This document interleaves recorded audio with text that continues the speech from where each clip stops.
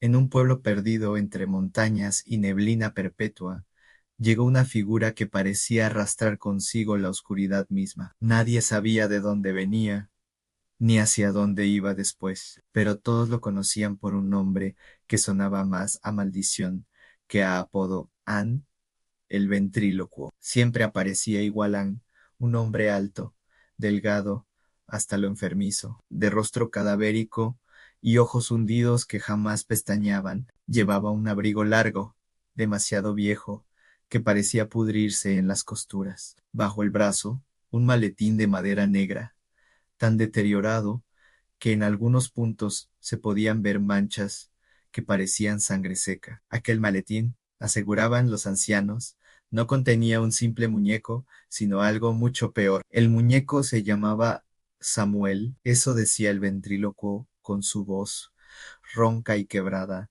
mientras acariciaba su mejilla con una ternura enfermiza. Pero bastaba un solo vistazo para comprender que Samuel no era un juguete común. Su piel tenía un tono grisáceo, seco y agrietado, como piel humana conservada sin éxito. Sus ojos brillaban con un resplandor húmedo, como si realmente fueran globos oculares de un niño, arrancados y fijados en aquel rostro con alfileres invisibles. Los labios, cosidos con hilo negro, se movían con una naturalidad que helaba la sangre. Y lo más perturbador era el olor a un hedor dulce, repugnante, a carne muerta, que invadía cada rincón del teatro cuando el muñeco aparecía. Los espectáculos eran gratuitos.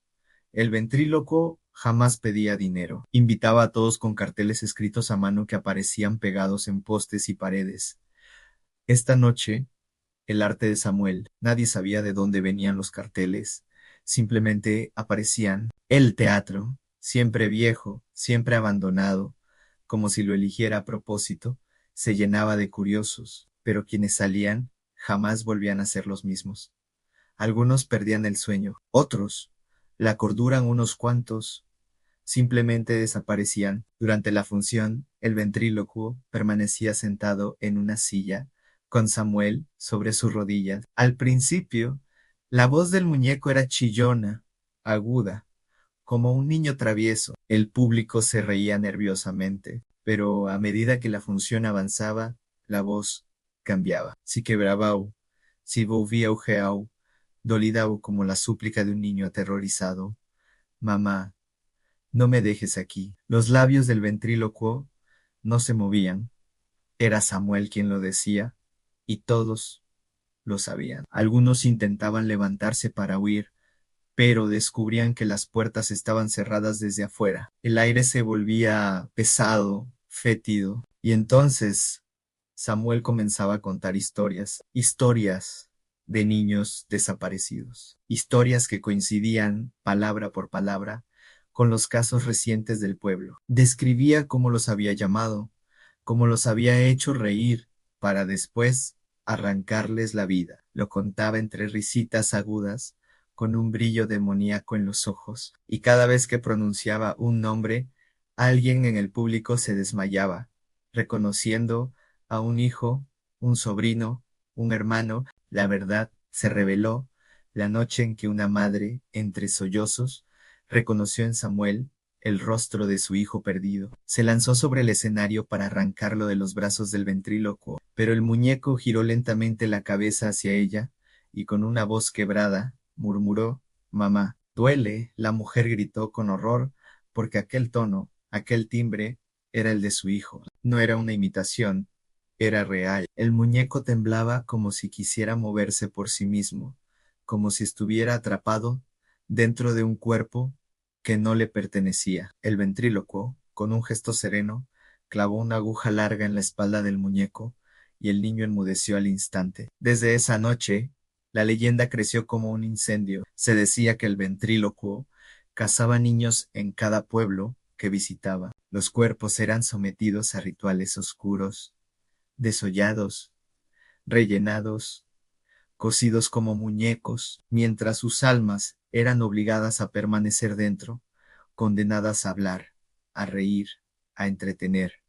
Samuel fue el primero, pero no el único. Quienes han visto al ventrílocuo en tiempos más recientes Juran que ya no lleva un solo maletín, sino varios. Cada uno guarda un muñeco distinto, niños con vestidos de época, con trajes antiguos, con ojos cosidos y sonrisas forzadas. Una colección de horrores vivos que ríen, lloran y suplican en la penumbra. Lo más aterrador no es solo su aspecto, sino lo que ocurre después del espectáculo. Muchos asistentes han afirmado que, tras volver a casa, escuchan golpes en sus paredes por la noche, como pequeños puños que golpean desde dentro. Otros aseguran haber visto huellas diminutas marcadas en sangre cerca de sus camas. Algunos, los más desafortunados, han despertado de madrugada con risitas infantiles a pocos centímetros de su oído y, en casos extremos,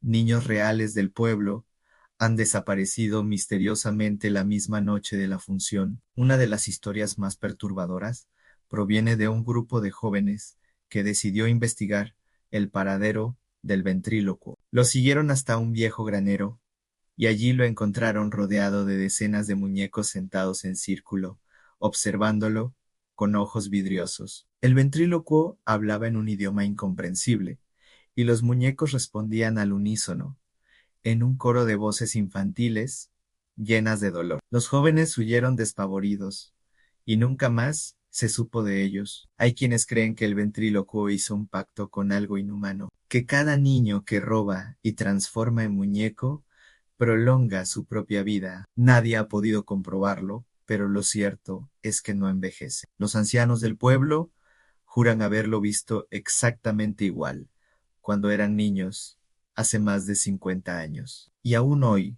si lo miras de cerca, parece congelado en el tiempo, como si hubiera detenido su muerte con sangre inocente. Se cuenta que los muñecos de carne nunca descansan. Sus ojos parpadean cuando creen que nadie los observa. Sus bocas se abren y cierran lentamente, susurrando palabras que no pueden entenderse, como lamentos desde el más allá. Algunos dicen que si permaneces en silencio el tiempo suficiente cerca de uno de ellos, escucharás un murmullo: «Sácame de aquí, por favor». La advertencia es clara: si un día en tu pueblo aparece un cartel anunciando el espectáculo del ventrílocuo, no vayas, no te acerques, no escuches su voz, no mires a los ojos de sus muñecos, porque si lo haces, sentirás que te eligen, y cuando eso pase, ya no habrá escapatoria. Primero será un susurro en tus sueños,